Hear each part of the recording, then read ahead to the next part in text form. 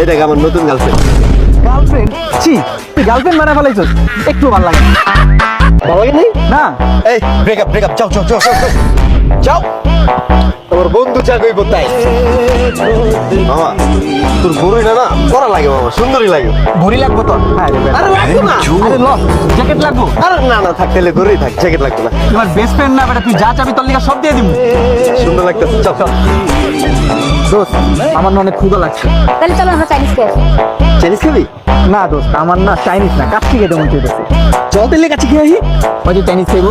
দূর ওর কথা বাদ। চল, চল।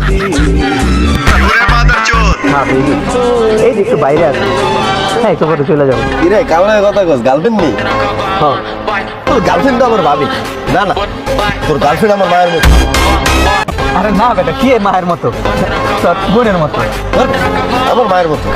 আরে না, বোনের মতো। আমি তো কইলাম যে তোর গার্লফ্রেন্ড আমার চোখে মায়ের মতো। আরে বেটা বুঝতে পারছিস না, বোনের মতো। তুই কি আমার বোনের